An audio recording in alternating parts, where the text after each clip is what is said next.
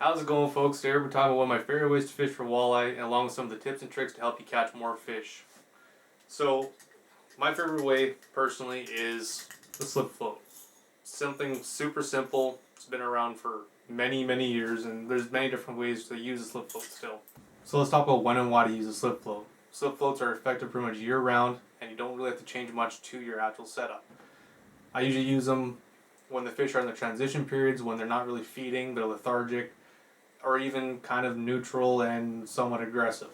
The reason why they're so effective is because you can put the bait right in front of their face and don't have to change or do much to them. When do you use a slip float rig versus a power corking rig?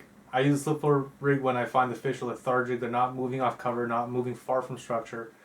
They're kind of just in their lethargic kind of state. That's when I pull the slip float out because I can put the bait in front of their face and I just let it sit there and wait and soak. Whereas when I find the fish are they're still stacked on structure, but they're not really moving far. They're still kind of in that lethargic, neutral state, neutral aggressive. That's when the slip float comes into play because I can still put that bait in front of their face, but I can twitch it and move it away from them to cause a reaction strike and get them to bite. So how do you make a slip float rig? There's two different ways I'm going to show you today. The first one is you're going to take your main line. You're going to take your main line and then tie a string stopper to that. And then from the string stopper, you're going to add a bead. From the bead, you're going to add your bobber.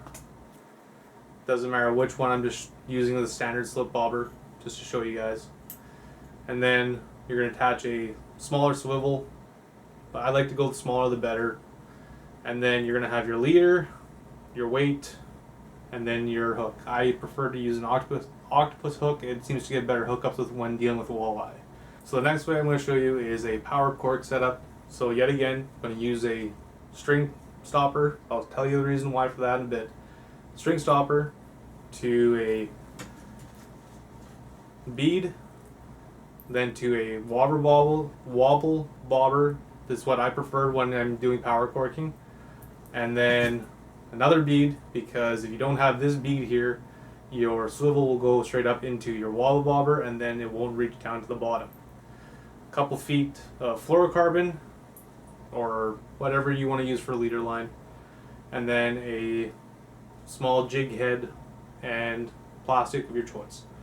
So you might be wondering why I prefer to use a string stopper like this versus a peg stopper like this, or a rubber bobber stopper, whatever you want to call them. So every time you go to cast, your weight is going to be smacking that string tie and it's going to keep on pushing it up more and more every time you cast. What I like to do just to eliminate that slippage is I tie extra knots into the tag ends of the main bobber stop. So what this does is if it does decide to slide up, it's going to hit that second knot, which causes a little more tension in the line so it doesn't slip. And if it does continue to slip after that, I usually do 1 or 2 knots at the last one and it won't get past that knot. There's a lot of tension within those 3 knots so it doesn't move. The other thing I do when dealing with string stoppers is I cut the tag ends off of these knots, because what I find ends up happening, especially when bank fishing, is if you go to cast and you want to reach a little further out, what happens is those tag ends will wrap up inside your eyelet and you could possibly break an eyelet.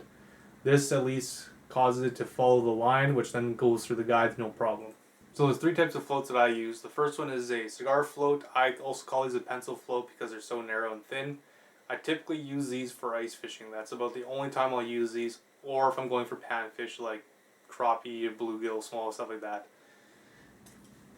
Next is your standard slip float. These I only really use when I'm live bait rigging because these tend not to move too much with the waves, and I just find that they work better for that type of situation.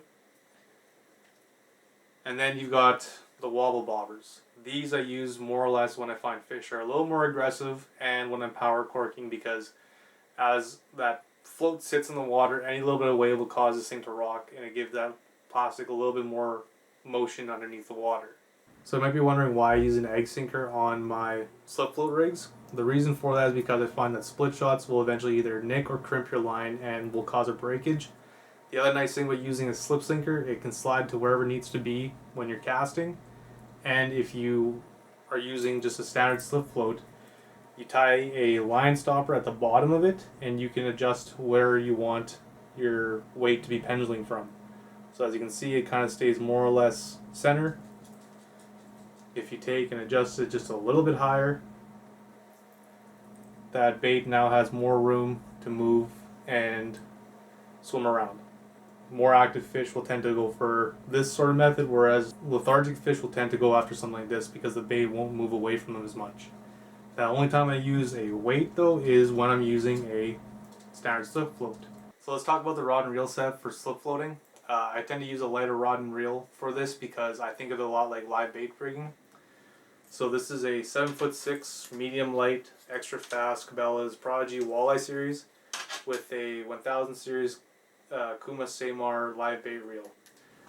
The reason for the lighter rod and reel is I like to let the fish take the bobber down, chew on it a bit because they're not necessarily going to take the bait down immediately. And having that extra setting for live bait allows the fish to pull the line out without feeling the tension of the bobber or the rod, which gives them more time to take the full hook in its mouth. Whereas when I'm power corking, I'm using a Fenwick HMX 7-foot medium fast with a Abu Garcia Pro Max 2000 series. Reason for that is you're going to be throwing the bait out there, you're going to be twitching it, jigging it. You're not really going to be waiting for that bait to be fully in the walleye's mouth. You're waiting more so for that initial reaction strike, and you want that extra backbone to be able to do a proper hook set. I think one of the most important things when it comes to slip floating is matching your weight to your bobber. This is a medium-sized slip float, and roughly it will hold about 1/4 ounce to 3/8 of an ounce of weight. So I like to use an 1/8 ounce slip sinker because by the time you put your live bait onto there, you're going to be looking at about 1/4 of an ounce. So that's pretty much the max of what this float can handle. And the reason for that is because if you don't have enough weight on here, when the fish pulls down on this, you're going to end up losing it because it feels the tension of the line already before it even has the bobber all the way down. So make sure you have the proper weight for the float to match your float and your bait. Whereas when you're power corking, I'm using a 3/16 ounce fill wobble bobber, and I'm matching that weight to a 1/16 ounce jig head. And by the time you put your plastic on there, you're looking at about 1/8 of an ounce, which is about the max for a 3/16 ounce wobble bobber.